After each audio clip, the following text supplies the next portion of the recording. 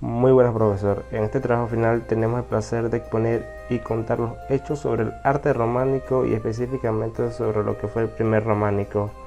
Los integrantes son mi persona Rolando Santos, mi compañero José Tobar y mi compañera María Fernández. Introducción. El concepto primer románico podría abarcar muchas referencias, cambios transcurridos a la sociedad, aportes para la historia, consecuente inspiración artística. Fue un arte principalmente no considerado figurativo y menos realista, cuyo desarrollo unificó gran parte de Europa, combinando con coherencia y simplicidad diversas influencias, carolingia, bizantina, germánica, peninsular. Así, quizá inició los aspectos estilísticos más asociados al recuerdo de la Edad Media. Bueno, comenzando es que fue el arte románico. Bueno, cuando hablamos o nos referimos al arte románico, es que este fue un estilo artístico que se desarrolló en Europa durante o entre los siglos XI y los principios del siglo XIII. Este surgió en lo que fue la Edad Media y fue el primer estilo artístico claramente cristiano, y todo su arte era basado en lo que eran las creencias religiosas, y aparte de eso es que era un estilo que buscaba transmitir un mensaje a la sociedad. Este se dividió en tres etapas, que la primera fue lo que fue el primer románico, el románico pleno y también lo que fue el románico tardío. Que este es donde comenzó a surgir y expandirse el arte gótico, y fue el periodo donde más actividad, o se lo puede decir, donde más construcciones de monasterios o a monasterios se refiere.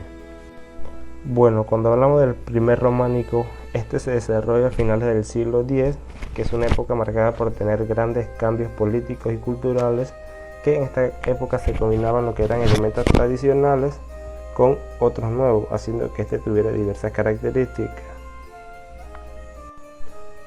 Como decía, en sus influencias, esta estaba marcada por lo que fue la influencia política y social, también marcada por un gran flujo de personas transmitiendo nuevas ideas y dando el gran crecimiento económico que tuvo. ¿Dónde se originó o dónde se desarrolló? Pues a pesar que se originó en Europa, no se expandió a todos lados, sino que surge en diferentes puntos o diferentes partes de Europa. Surge en lo que fue Borgoña, una ciudad en Francia, debido a la construcción del monasterio de Cluny, que esta era una abadía localizada en lo que era Francia y siguiendo lo que era la orden benedicta. Entre sus características más destacadas era la tendencia a lo que fue el abobamiento completo de los edificios. También es como fue un periodo o era un periodo de transición, muchas características eran muy similares o muy parecidas a lo que eran los elementos del románico pleno, y que fueron desarrollándose en lo que fue en el transcurso de estas tres etapas, que como había mencionado, era el románico pleno y lo que fue el románico tardío.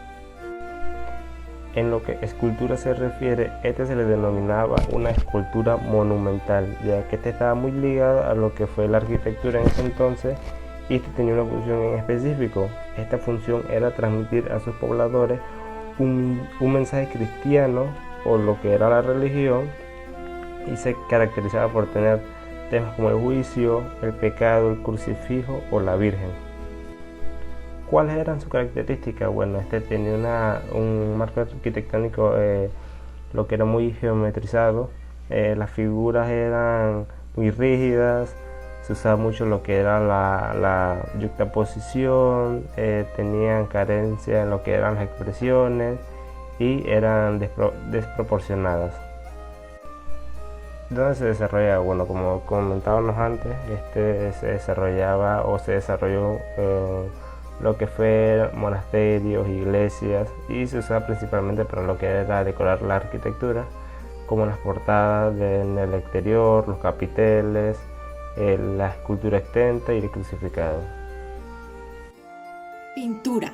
Estaba condicionada por la arquitectura y era ornamento de esta, es decir que la pintura mural, en un principio ausente, se originó hacia el último cuarto del siglo XI. Así las paredes de los templos románicos eran enlucidas y luego pintadas al fresco o al temple. La gama de colores que se empleaba era escasa, pero de tonos intensos, haciendo posible que se vieran con poca luz.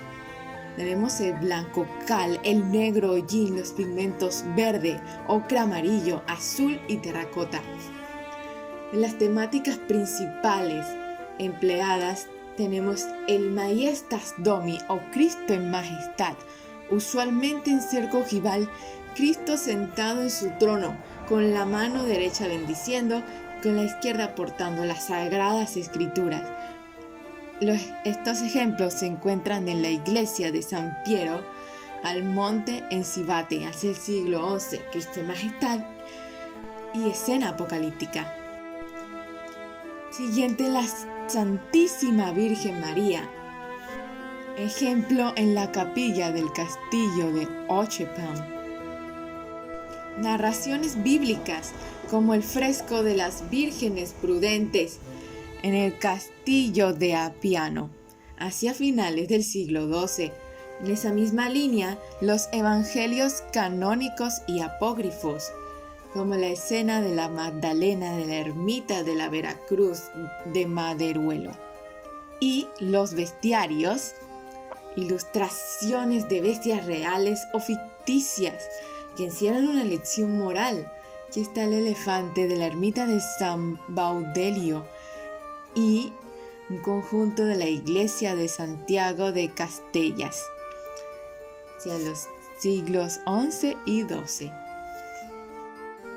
Arquitectura que comienza a apreciarse hacia el siglo X en Lombardía y Cataluña, con influencia de estilos árabes, Westworks alemanes, carolingio, gótico, entre otros.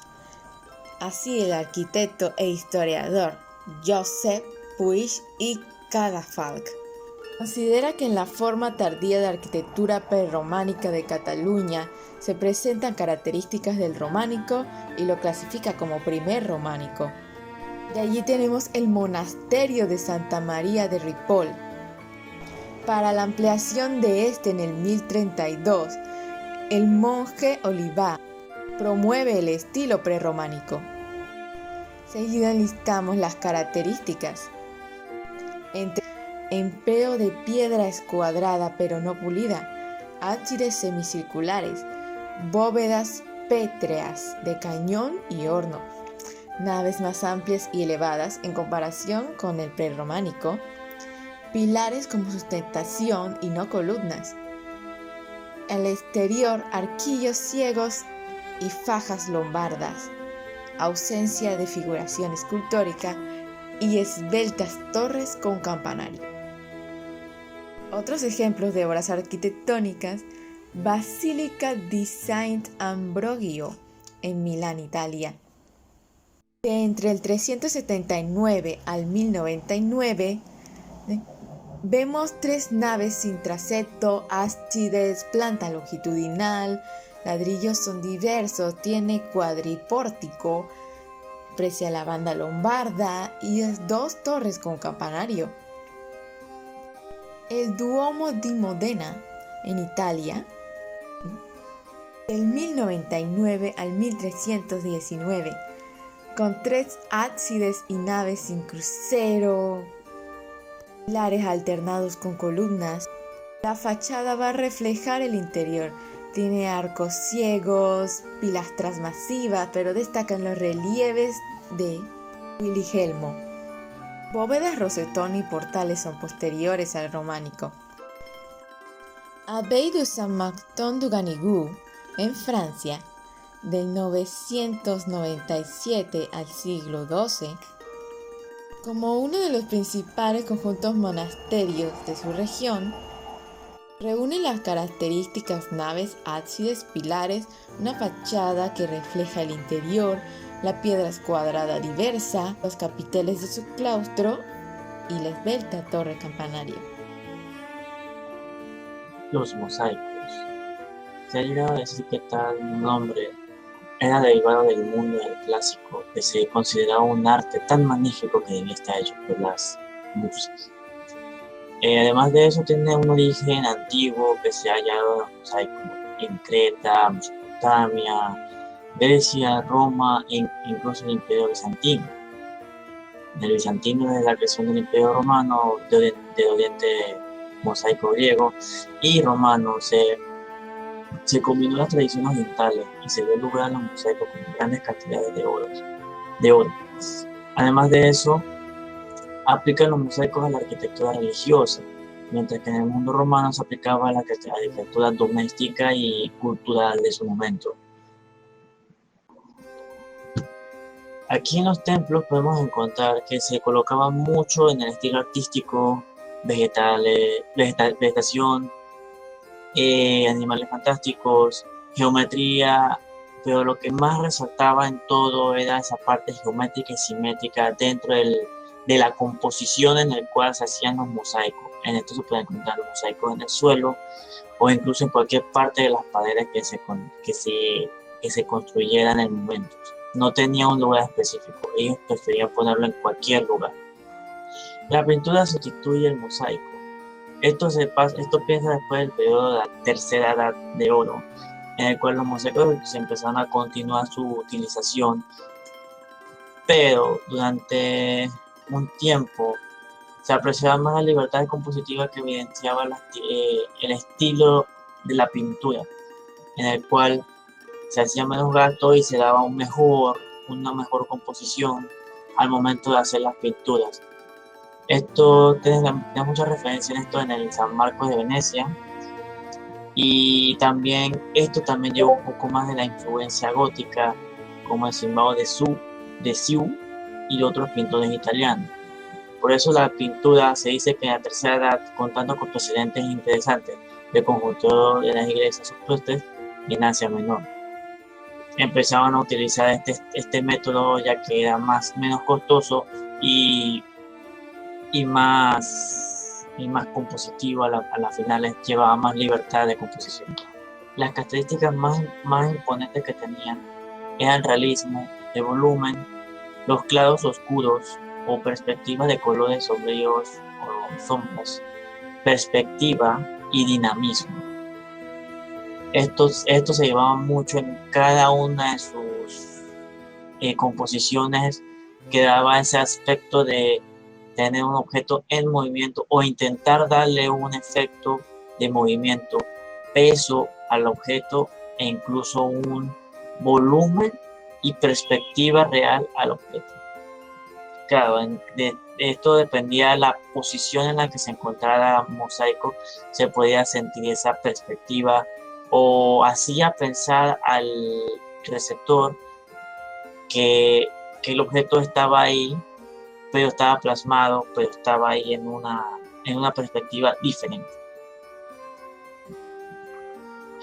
En conclusión, el arte románico resalta la parte religiosa como el punto más fuerte que tiene, siempre dando órdenes jerárquicos al momento de dar estos aspectos a los sujetos, ya sean simétricos y geométricos, los grandes siendo los más importantes y así. También dando importancia también en la parte arquitectónica, esculturas, pinturas y mosaicos, también encontramos esta cantidad de elementos geométricos y simétricos que nos muestran que ellos ya sabían cómo manipular la importancia de sus creencias. Muchas gracias, profesor.